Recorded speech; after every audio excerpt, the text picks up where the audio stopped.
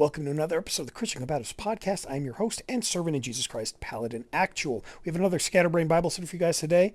In this Bible study in particular, we talk about some different communion practices. We talk a lot about high church versus low church, what is considered high church, what is considered low church. We ask questions like, is it a waste of money or pretentious to spend a lot of money on making a church fancy? We ask questions like, what are some of the benefits of the tradition of worship or developing traditions of worship? Why do some churches use incense and thuribles? And is there a danger to introducing traditions into the church without teaching? I hope you enjoy. God bless. Take care. It wasn't an argument. I didn't get into an argument this week. Well, I did, but the argument that I got into this week had to do with Jesus Jewish or Christian, which we already dealt with last week. But now the rest of the internet is fighting over it, which has nothing to do with me. I just may have started it.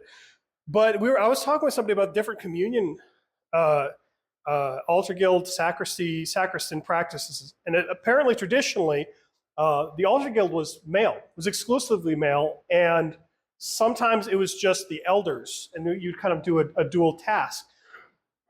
And what we do here we do the Lord's Supper, and then we finish the service, and then after the service is taken down. That's pretty common, but apparently there's also some traditions where immediately following the Lord's Supper, the elders or the sacristans or whoever's designated comes up and they strip the altar like we do on Maundy, Thursday. Well, they basically strip the altar of the communion ware, so it's all taken and put away as part of the service. I think I would probably add at least a couple of minutes. I don't know, it could be done, but it would add a couple of minutes. But if you want to get another step fancier than that, there's what's it called? Well, the Spanish word is piscina, which is sink, and that's also the Latin word, something like that. There are some places that have a designated, well, we've got one back there. It's where the water doesn't pour into the drain, so we're not dumping the blood of Christ into the sewer. So we pour it in the sink, and then it drains into a bowl or something like that. Well, they have, some places have a designated washing sink. That's what piscina means. And so they would actually wash the communion ware as part of the service, as like putting things away as you're going through them. So there's these different, I don't know if there are different levels of fanciness that you can go through with communion, but it's interesting that I've talked with some people before, and they say, well, Mount Olive is a high church setting. Like, well, I mean, maybe relatively speaking, but in sense of how high can we get, we're on like rung 2 of the ladder that goes 100 up. There's all kinds of, we can keep getting fancier and fancier. Well, that's the problem, is what is considered high church. For some people, high church just means that they don't have a rock and roll band. That it's high church if you use an organ. The fact that we don't have flags, the fact that we don't have an American flag by the altar is considered very high church. That's very rare. If you go to even a lot of churches that have all the stained glass and the organs and all these beautiful things, you'll. Well, that's the problem, is it can be used as a derogatory term sometimes. It can be, well, your church is high church, our church is normal church. You guys are just putting on airs. Or it can be, well, you're striving for something more traditional, more reverent, more divine. Yeah. It's just a term. Yeah, there's not an actual like check mark where we can get a score from 1 to 100, although there are groups and organizations and websites and stuff like that that do try to categorize churches. They say, well, if you're in the area and you want to go to a church that uses divine service set, I'll give you some of the things that make us high church in the eyes of many people. 1, we use divine service setting 3 and 2. Both of those are considered high church. Some churches instead use more creative worship. They just kind of, I don't want to say they make things up as they go, but they intentionally don't have structure because structure is too Catholic. That's the argument. That's not true.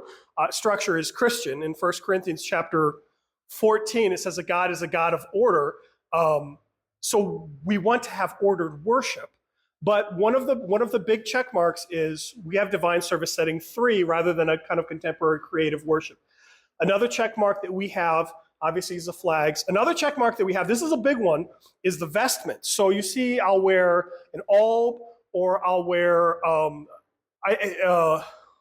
It escapes me, the black one. You guys got me one for a gift. They called it, the website called it a black alb, which is, alb is short for albino, so it's a black white, but it's a black robe. It's a, oh boy, cassock. There we go.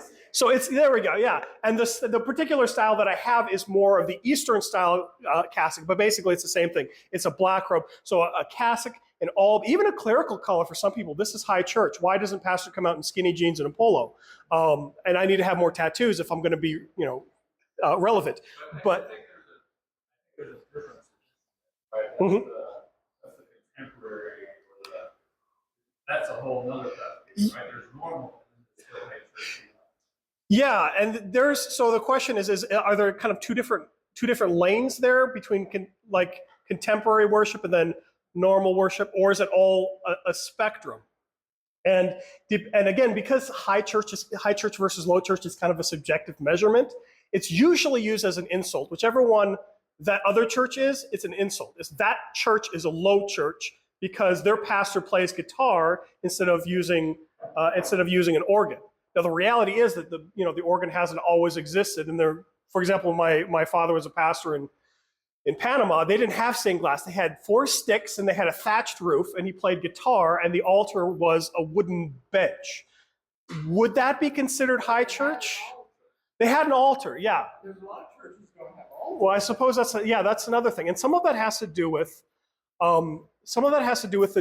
the theology of the church. So if you go into a Lutheran church, more often than not, you're going to have an altar or a table. You can call it either one. It's really both, because it's a table that you eat at and it's the altar that the sacrifice is given to you from. We're not re-sacrificing Christ. Don't take that away. But sometimes it's freestanding, which means you can walk around it. Sometimes it's against the wall. There's reasons for the different ones. Sometimes there isn't one. But yeah, sometimes there isn't one. In a Lutheran church, most of the time there will be. Well, yes. There's a stage, but I still would say in Lutheran churches, you're probably going to have a stage, but you're going to have at least a table somewhere in the center. If you go to Pantano, and I know because I went a couple weeks ago, I just wanted to check it out, they do not have an altar. They do not have a freestanding altar. They do not have a communion table. You pick up your Lunchables packet of grape juice and cracker, and you sit down and you consecrate it yourself and you eat it yourself because it doesn't mean anything anyway. So again, I went there, so this is my experience. But this is because as Lutherans, we say that there's two parts of the divine service. There's 2 major reasons, 2 major things that we're doing here. Yes, fellowship is good. Yes, this is part of the reason we're here, fellowship. But the 2 big things here are right there and right here. So most Lutheran churches will have a pulpit or a pulpit and a lectern. Lectern is usually where you read from, pulpit is where you preach from. The preaching of the word, the service of the word, and if you look I think it says in your bulletins, it'll say the service of the word at the beginning, and then later it'll say the service of the sacrament. The service of the word is the preaching, and the service of the sacrament is the center. This is the Lord's Supper. So it is so important. This is why we have it every Sunday. It is so important that this is why we are meeting together and we are breaking bread together every single Sunday, that we stick it right in the middle of the church. If, on the other hand, you are part of a denomination that does not believe that this is the body and blood of Christ, that this is just a symbol, that it doesn't actually do anything. Well, if it doesn't do anything, why would we put it in the middle? Let's put it off to the side. We don't need a designated space for remembering Jesus. After all, he says, do this in remembrance of me, so it must not be his real body and blood, they say. That's part of it too, the pulpit, because they don't even have a pulpit. They won't have a pulpit, but they might have, they might have so you'll see a lot of times in these stages, they'll sometimes, and this is another thing, you can often tell the theology of a church by its structure. So we've got this pulpit. It's pretty fancy. You don't see these things usually everywhere. It's different from a podium. It's different from a music stand, that sort of thing. If you go to some of these churches, if you go to a Presbyterian church, I guarantee you they'll have a pulpit there. Preaching is so big. A Calvinist church, preaching is so big, they'll have a designated place for the pastor to preach from. If you go to a church that's more like that church, you'll probably have the pastor, he'll have a microphone in his ear, he'll be walking around the stage. There won't be a designating preaching position, and that's because they don't have They don't have this belief that there's a role of the pastor. The role of the pastor is to specifically preach and teach. It's just somebody is sharing their testimony for the day. They don't have a designated, this is the person's job to preach and teach. If I have a job, I have a uniform, and I have a place where I have to work from. This is my desk. This is the place from which I do my job. This is the place from which I do my job. If everybody is equally a preacher, then there's no reason to have a pulpit. You just pop in a microphone, you stand in front of the praise band, and you give your testimony.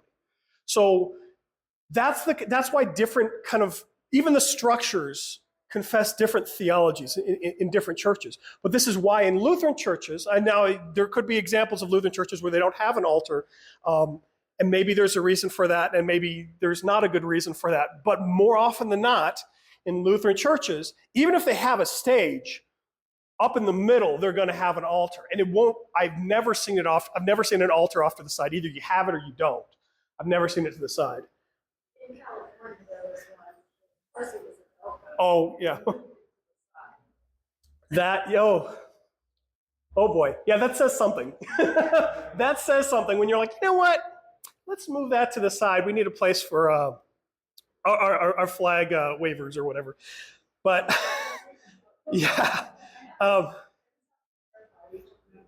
No, it's okay. I went to an Elka church it was actually up by Mountain View. It's where Google headquarters is. My grandmother had died, and I went to that church for her funeral, and I was actually having a really great conversation with the pastor, and he was he seemed like he was sincere and trying. I always feel bad when there's somebody older than me, especially a pastor who's older than me, and I correct his theology. Because I was like, who am I? But he would say something. He said something, and I said, oh, that's interesting. What do you make of this Bible verse that says the exact opposite? And I was doing it as politely as I could and everything. It was really great. I actually liked the guy, and I wish we could have talked more. But yeah, I'm not a member of his congregation. As far as Elka churches go, there's a spectrum of how bad they can get. And unfortunately, the good end of the spectrum is very quickly going away. But we're struggling with that in the LCMS as well. So anyways, so the different, what was I getting on about this for? Yeah, so the different kind of structures, high church, low church, that kind of thing. So really it's kind of a subjective term, high church and low church. There are a lot of things that people will say, well, there are a couple of high churches in Tucson. We're one of them. Catalina's one of them. Maybe Peace in the Valley would be, but they've got flags, and we have our flags out where they should be. But they have a beautiful pipe organ. They've got like bells and chimes and stuff. There's marble. Sometimes the definition of high church comes with a price tag. If you've got all kinds of golden and platinum communionware, and everything is marble, and you've got stained glass and the most beautiful pipe organ, and people walk in, they say, this is a high church place. I'm like, well, they have a lot to work with financially. So the question of high church can often be subjective. Is it high church if you've only got, I'll give you another example. When I was doing chaplain work, we didn't have a designated chapel. Sometimes I would stack up MRE boxes, or it'd be the front of a Humvee. Now, if I've got the front of a Humvee and I bring some paraments, because of course I do, and I throw some green on the front of the Humvee, and I've got a stole, but other than that, I'm wearing my, she's helping out. Other than that, I'm wearing my camouflage utilities. Is that high church? We don't have stained glass or organ. Hi. Oh dear. You want a high five? Yeah. That's fine. That's fine. She's not causing trouble. So sometimes the structure, sometimes the stuff you can buy gives you an indication of how sacred of a space, or how seriously they take the sacred space. Sometimes it's just a budget issue. We just don't have it in the budget to have a massive pipe organ and a huge, just like all the bells and whistles. It's just not in the budget. Sometimes it's not feasible. When I'm traveling in the military, we've got boxes of MREs, and we've got a Humvee or the front of the Humvee. That's what you got to work with. So really, high church, you can notice it. It can be indicated by how you have the church organized, but it really comes down to what is being taught and how it's being taught. Yes, sir. I was when talking about you can do what you have back in the Bible, something important. The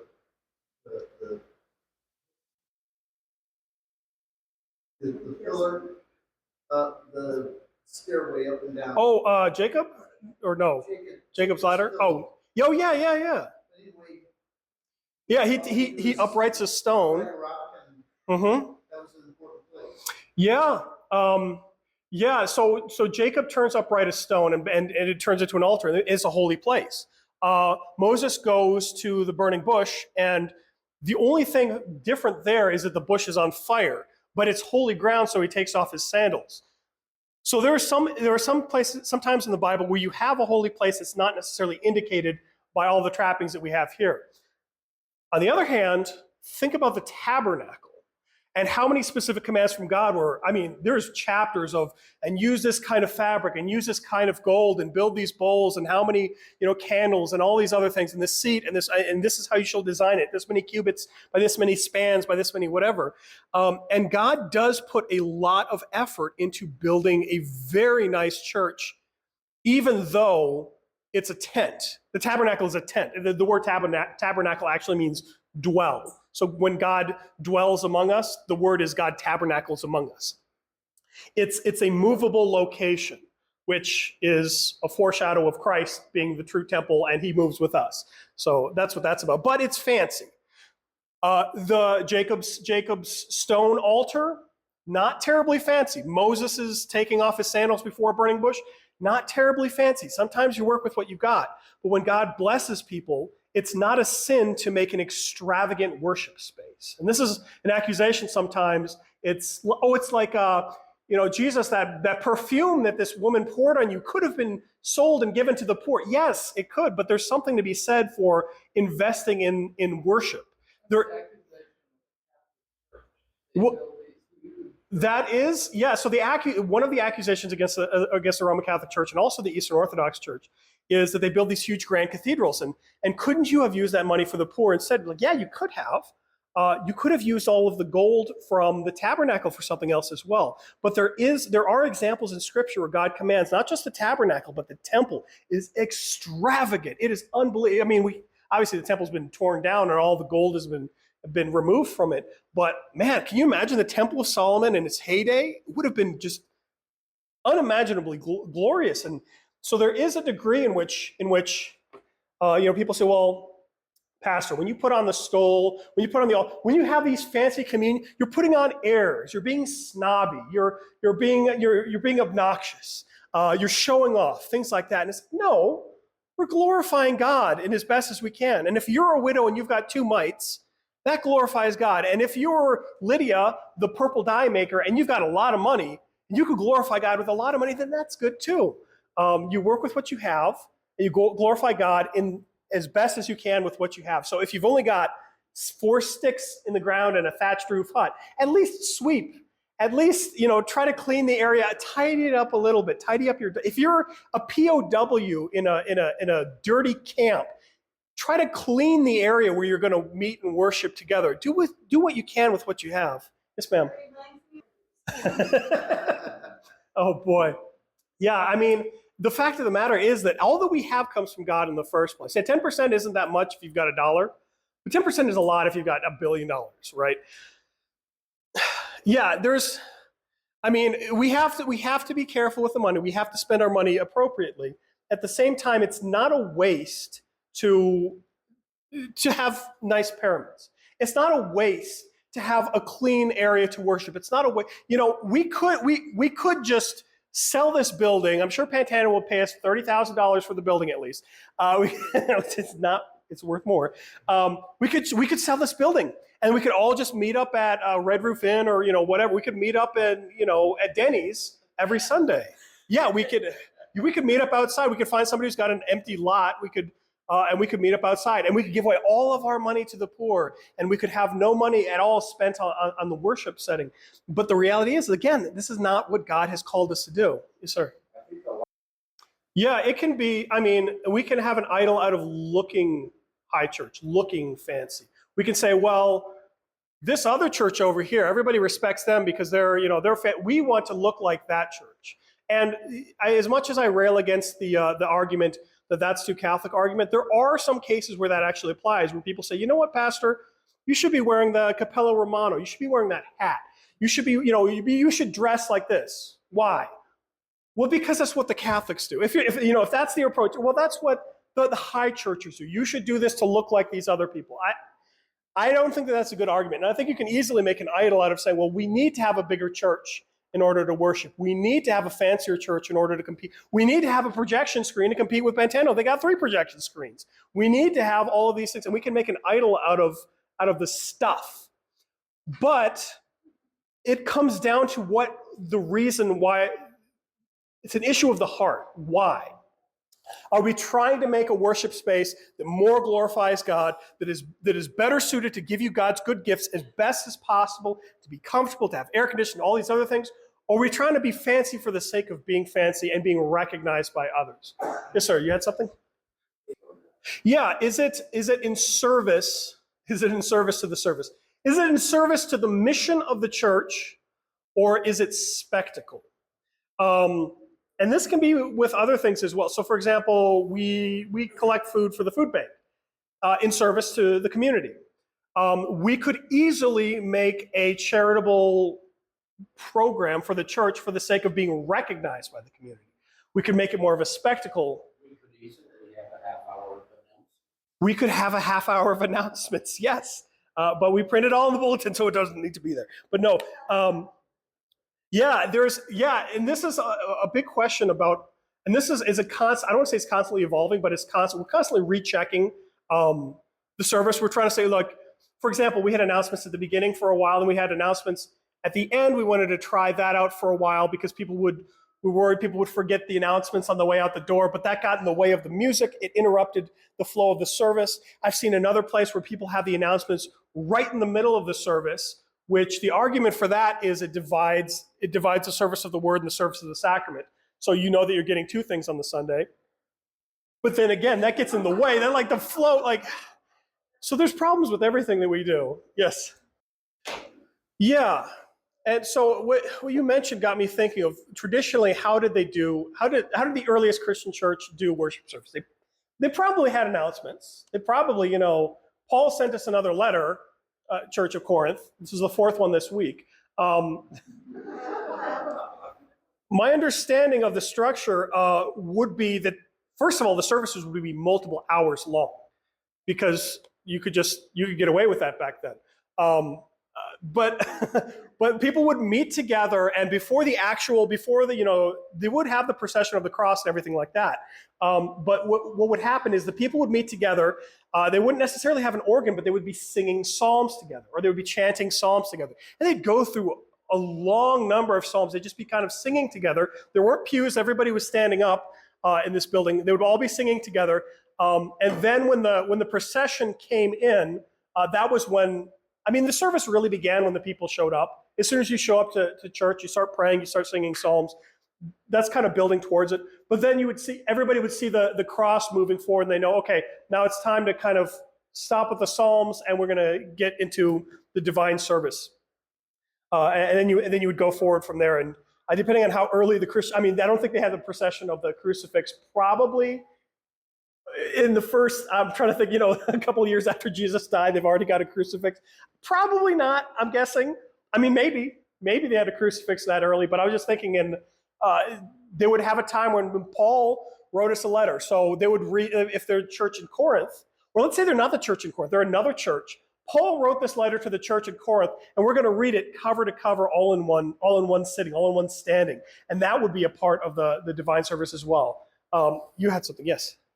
There's something to be said for that tradition. And for some people, they say it's old-fashioned, and yeah, it is. And the reason that is because this is like the church I went to when I was a kid. This is like the church you went to when you were a kid. And yes, it's old. So, people come into the church and they're not familiar with the tradition. Oh, it's different. Yes, it is different from what you're used to, but it's not different from what generations of Christians are used to. So when you join up with a church that has these ancient traditions, even if they're new to you, you're being grafted into this ancient practice. And you can say, this person's mother, this person's great grandmother worshiped in the church, and she sang the church is one foundation, and mighty fortress, and all these other things. So the tradition actually connects us with our ancestors in the Christian church. It also helps me a lot if I ever have to visit somebody in the hospital, and let's say they're an older generation, and this happened when I was on field work. So I wasn't familiar with the congregation really. I visited them in the hospital. They were 95 or something like that. Lifelong Lutheran. I didn't know anything about them. But when I started singing hymns that I knew, they were able to kind of mouth along with, they weren't able to sing at that point. They were able to mouth along with the hymns. They were able to kind of sway a little bit with the hymns. They were able to pray the Lord's Prayer and say the Apostles' or the Nicene Creed. I had this tradition that I could say, I don't know anything about, for example, if I met your mother, I don't know anything about your mother, but if I started saying the Lord's Prayer, she could say it along with me. We're connected through that tradition. In German, oh, well, yeah. I don't know it. Let's say I don't quite know it in German. But yes, right. But but here's the thing: is I think this is one of the things that you notice it when it's missing. You notice it more when it's missing. So we don't pay attention so much to the air conditioning until it stops working.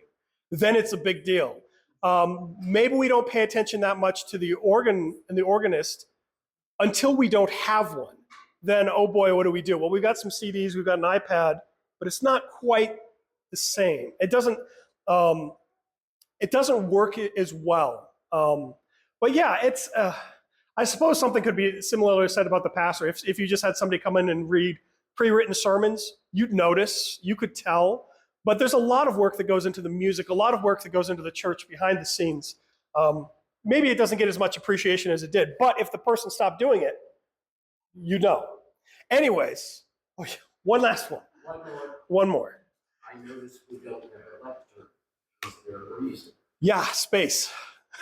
That's the only reason we don't have a lectern is space. So, and then there's a fight over which side it goes on too. I've seen it on both sides. So the difference between the lectern and the lectern is read from, the pulpit is preached from. Churches, when they just physically don't have enough space, we combine the two and we have the lectern pulpit. We have the pulpit. But a lot of what you would see in a lot of churches is hypothetically, if you had a lectern, it would be here. Well, okay, where do we stick the choir? I guess we could have a lectern on wheels. And we shove it out of the way if we, but it's invading the poor organist's space or the piano player's space. So hypothetically, we could have a lectern, and that's where it would go, or that's where it would go. Yeah, I've never seen a lectern right next to a pulpit before. I've never seen that. I always see the left and the right side, and they're supposed to represent the different horns of the altar. And I'd have to get into the Old Testament, like the different horns of the altar represented different things or something. I don't remember exactly, but yeah. So the reason we don't have a lectern is maybe we could fit it in the space. It would be kind of crowded. If you want to donate a lectern, I'll use it. We just have to hook up the sound. Now, if you go to a German church or a European church before they had sound systems, a lot of times you would have the pulpit wouldn't be at the front. The pulpit would be in the middle. There would be kind of a spiral staircase. There would be a pillar in the middle, and the pastor would be preaching from right about there. So everybody would have to turn in their pews or whatever. And there's a kind of spiral stair, and the pastor would be up there preaching. I'm not sure if that's where the readings were done from as well. It might be. But the pulpit was done in the middle. And again, just for acoustic purposes. We got a microphone system now, so nobody has to turn in their pews. But yeah, it's really just a legit. When we have a cathedral, the Mount Olive Cathedral. Is there biblical about having a lectern? Is there a biblical precedent for having a lectern? Yes. Yes. Not in the sense of something like this. In the sense of, and you can read this when Jesus is handed the scroll from Isaiah. You remember he's handed the scroll and he unrolls it. He reads from it and he says, "Today this prophecy is fulfilled in your presence." Well, it says that when he's handed the scroll, he sits down. Now, in the ancient church, in the synagogues, the position of teaching was the teacher would sit and everybody else would stand. We kind of think about it the other way around now. But the teacher would sit and there would be a designated seat to sit down and to teach from. In that sense, you could say there was a lectern. It had a scroll instead of a book, and so different things would be different. But there was a designated teaching and preaching kind of location. So he sat down, he unrolled the scroll, he read from it, he rolled it back up, and then he preached, sitting down, while everybody else stood. Now everybody is sitting, and I'm teaching standing up, but No, but he was in the same place. he was in the same place. Yeah, so he sat down. It was a designated chair, and he would sit down, and he would read, and he would teach from there, yeah. But that was the lectern and That was the lectern and the pulpit. Okay, I see what you're saying there. Yeah. So again, yeah, there are traditions that develop that separate the lectern from the pulpit, and then they would read the gospel from the middle. And there's all kinds of fancy we could do. We're working up to it. The next step is incense. Everybody's going to be coughing. It's going to be smoke. It's going to be like Isaiah 6. They're going to walk in, and you're going to see the Lord in all His glory, and the incense fills the heavens and the earth. His train filled. Yeah. So that's the next step. When you come in and there's smoke pouring out, like, oh, the church is on fire. It's like, no, pastor just won the lottery. He got a thurible the size of a basketball. He's swinging it around. There's smoke going everywhere. Yeah, well, so there is, yeah. So if you're curious, the brass thing that you swing around is called a thurible. I actually looked this up recently because there's different traditions. The Catholics, the Anglicans, the Eastern Orthodox, and the Lutherans are the only ones who really do it anymore. I've never seen a Presbyterian swing a thurible before. I would love to see it in like a bow tie and everything. But they're doing it for different reasons. So for the Roman Catholics and for the Eastern Orthodox, it's more kind of like a good luck charm, like a ceremony you go through to magic some good onto some different areas. The Lutherans do it to kind of indicate you swing it 3 times. There's a whole presentation I could show you if you really want to. The short version of the presentation is you don't have to do it. It doesn't actually do anything. It's not a sacrament. God doesn't command you to put incense in the church, but incense was traditionally, going as far back as the Old Testament, incense was always a part of the church. So it's as traditional as candles themselves. How you do it, we don't have to follow the Old Testament temple procedures for incense. So if we use incense with the teaching that we are free in Christ to use incense or to not use incense, and based on the situation, if it makes sense. At this point, I haven't taught enough about incense, and I haven't had enough people saying, hey, we want incense, to introduce incense. So if I just came in one day and I was swinging incense around, that wouldn't benefit anybody. It would just, a bunch of people would just start coughing. And I, it's like, why is pastor doing this? Because he's weird. Like, yeah. So hypothetically, in some scenarios, so if you're a Redeemer Fort Wayne Lutheran Church, and they do everything you can think of, they have all the traditions. For them to use incense, fine. They've got 5 pastors and 12 Bible studies. They can teach about incense all day, and then they can have incense. We're not there, and I don't know that we're going to get there. It's just that tradition for that church is different than ours. Yes? Form reflects doctrine, doctrine reflects the form. Yes, but with everything in the form that you do, you have to teach. What doctrine too you have to teach? You have to teach. So you can't just say, well, let's say hypothetically this church was used to pastor showing up in a suit and tie every single Sunday, preaching with a suit and tie. And then I showed up one day in a clerical. I showed up in full regalia. I had all that other stuff. There is a good chance that everybody would be scandalized. They would say, what is going on here? I'm so distracted by what he's wearing, I just can't focus. I would be getting in the way of the teaching because I would have made such a radical change so quickly. I think it's good to wear a clerical collar. I think it's beneficial for the reasons I've explained before, like it's a uniform. It indicates what I'm doing. It says that I'm a sinner, but what I'm preaching is the true, pure word of God. I think it's good, the things that I'm wearing, but if it's not accompanied with teaching, it's a clanging cymbal. It's a noise. It's a thing that's going on, and nobody knows why. And maybe you drown out that noise. That's going to be in the sermon, drowning out a noise. Maybe you drown out that noise, but it's not helping if it's not kind of taught, if it's not intentional. So same thing with incense. If I just come in swinging incense, no teaching, no reason to get there, and it's not accomplishing anything, it's annoying. It's distracting. If this is a church that's used to a suit and tie pastor, and I come in with a clerical collar and never explain why and refuses, this is just what we do, it's a noise. It's annoying. Now, it might be the same noise that's going on in other churches, but if I don't if I don't teach, it's nothing. Yes, sir. I don't think we're going to get to Hebrews today. When you don't have something, it can be distracting, like the Lutheran church we went to that did not have the chalice. Yeah. Oh, yes. So that's the other thing. Let's say you're a Lutheran, you're used to going to Mount Olive Lutheran Church all the time. You go to a church, hypothetically over there, and you want to have communion, and they don't have a chalice, and they don't have an altar, and you don't know who the pastor is because every single person on stage all has skinny jeans and a V-neck, and tattoos and an undercut, and they're all over 40 and dressed like they're 20. And you're sorry, I'm just hating on these poor guys too much. They're nice, but it's, yes, I went in there and I noticed what was missing first. Let me tell you the first thing I noticed that was missing in that church. I didn't see a cross anywhere in the church. You walk into hopefully any Lutheran church and you'll see a cross or a crucifix. At least one. We have one here, we have one there, we have one there. We've got, I'm sure on the decorations, we've got there, here. We've got crosses and crucifixes on the baptismal font. So you notice when things are missing too. So if you're used to this and then we have a remodeling, we have to reopen Mount Olive Lutheran Church a week later, and you come in and I'm Skinny Jeans pastor and all the crosses are gone, Pastor, where are the crosses is a good question to ask.